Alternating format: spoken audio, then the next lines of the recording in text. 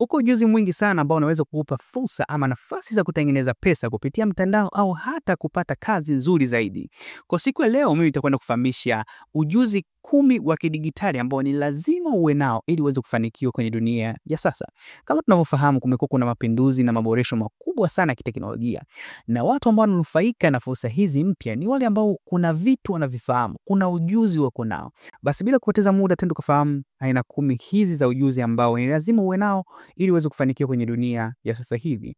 Ujuzi wa kwanza ni huu wa masoko ya kidigitali au tunasema digital marketing. Digital marketing ni moja kati ya ujuzi ama skills ambazo ni za muhimu sana kwenye dunia ya sasa hivi. Sasa digital marketing ni kitu ambacho kinakuwezesha wewe kufikisha biashara mtandaoni. Nilikuwa namaanisha kuwafikia wateja husika wanaopatikana kupitia mitandao. Sasa biashara nyingi sana zinahitaji kufikia wateja mitandaoni.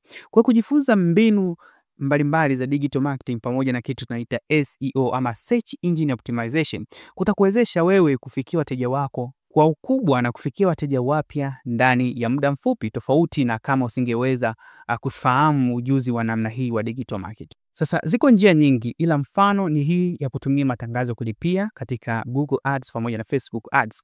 Na wauzaji wengi wa bidhaa wanatumia sana hizi njia. Lakini kitu ambacho tukifahamu wengi, digital marketing sio tu kuposti bidhaa zako, sio tu kuposti kitu Facebook pamoja na Instagram na mitandao mingine ndio tayari unakuwa umemaliza. Unahitaji kujifunza mbinu mbalimbali ambazo tayari ziko kozi mbalimbali zinafundisha watu vizuri namna ya kutumia ujuzi huu ili kunufaika na kuwafikia wateja wengi ndani ya muda mfupi. Kwa hiyo unaweza kujifunza. Lakini pia unaweza kuifanya kwa ajili ya biashara yako, au hata kama hauna biashara, unaweza kama ni mtu ambaye unatoa huduma ya kuwasaidia wengine kufikia wateja wengi zaidi baada ya kuwa umejifunza ujuzi huu wa digital marketing.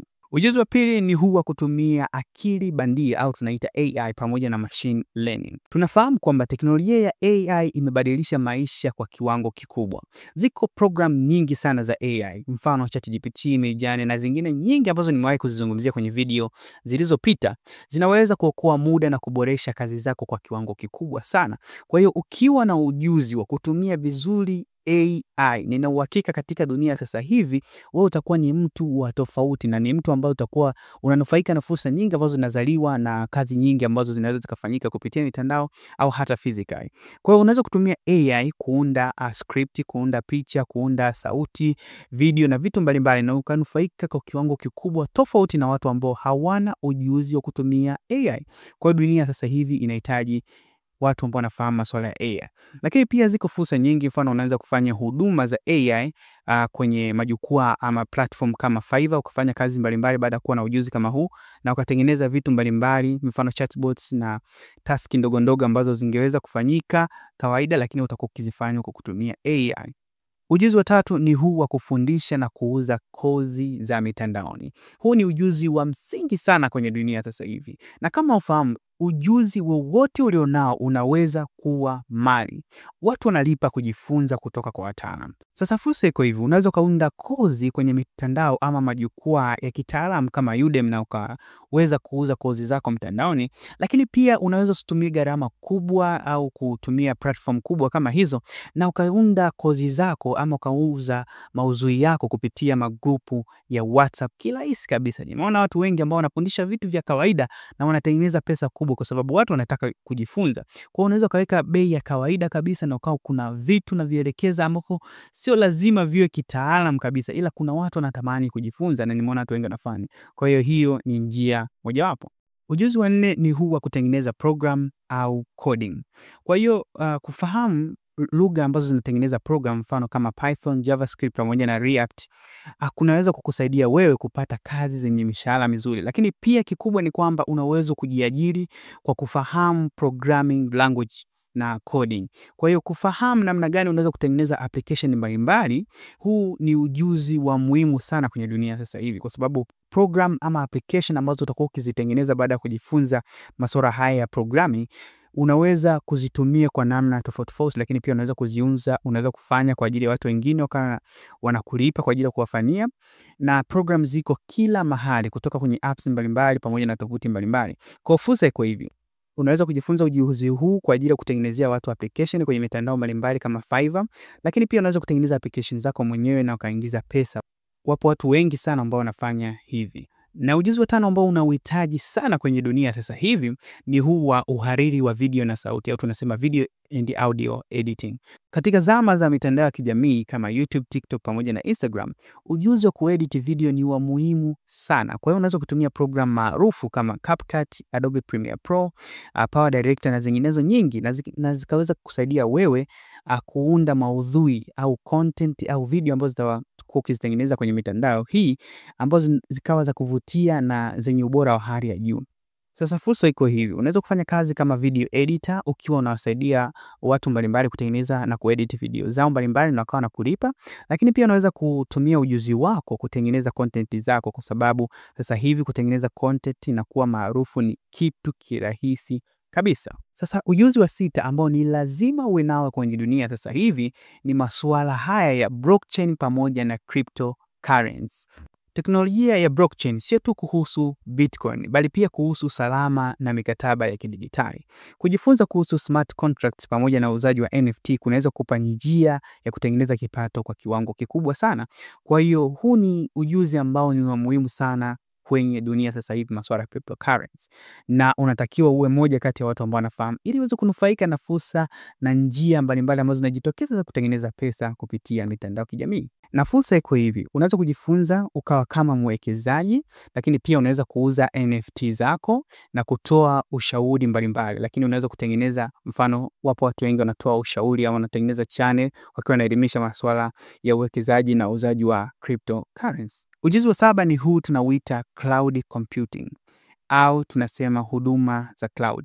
Huduma za cloud kwa mfano kama AWS pamoja na Google Cloud zinatumika kuhifadhi data ama taarifa zako na kuendesha program kwa urahisi. Kwa hiyo ujuzi huu ni wa muhimu sana, hasa kwa biashara ambazo zinategemea mitandao. Kwa wasiofahamu, masuala ya cloud yanamaanisha kwamba kuhifadhi vitu kupitia mtandao ama online ni tofauti na kuhifadhi vitu ambako tumekuzoea kutumia kompyuta yako ama kifaa chako ambacho uko nacho, unahifadhi vitu vyako hapo.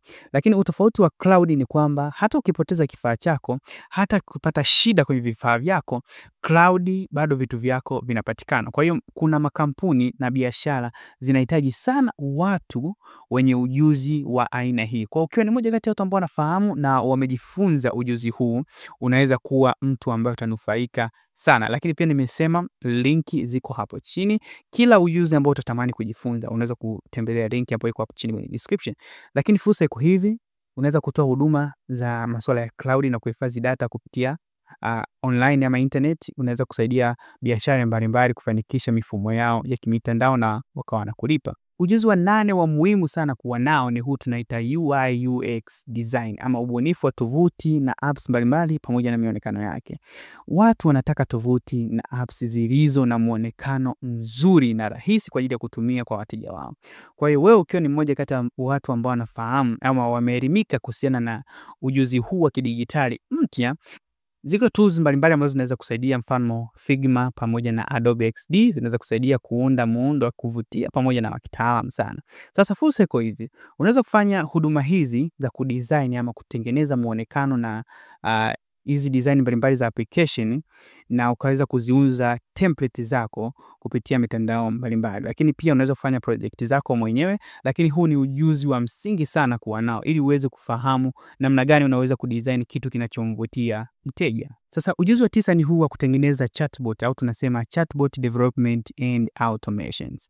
Biashara nyingi sana zinahitaji chatbot kama ulikuwa ufahamu, ili kusaidia wateja kwa haraka kutoa hii tunaita huduma kwa wateja. Kwa kujifunza ujuzi huu, kujifunza mambo haya kupitia ManyChat au OpenAI API kunaweza kusaidia wewe kuunda chatbots ambazo zinaweza kuongeza ufanisi katika biashara fulani. Sasa fursa iko hivi, ukijifunza masuala ya chatbot development, unaweza kuuza ama kuunda chatbot kwa biashara mbalimbali. Lakini pia unaweza kufanikiwa kitu hii kwa kuuza chatbot automation katika makampuni haya ambayo yanahitaji chatbots. Sasa natamani ujuzi wa 10 tungeweza kushirikishana hapo kwenye upande wa comment chini hapo. Hebu andika ni kitu gani unahisi kimesahaulika kwenye aina 10 hizi za ujuzi na unatamani kujifunza hivi karibuni. Unaweza kushare hapa, lakini pia kama una swali lolote unaweza kuuliza hapo. Na kama video hii imekuwa ya maarifa sana kwako, hakikisha una subscribe, una like na pia una share kwa watu wengine ili waweze kunufaika. Mpaka wakati mwingine, asante.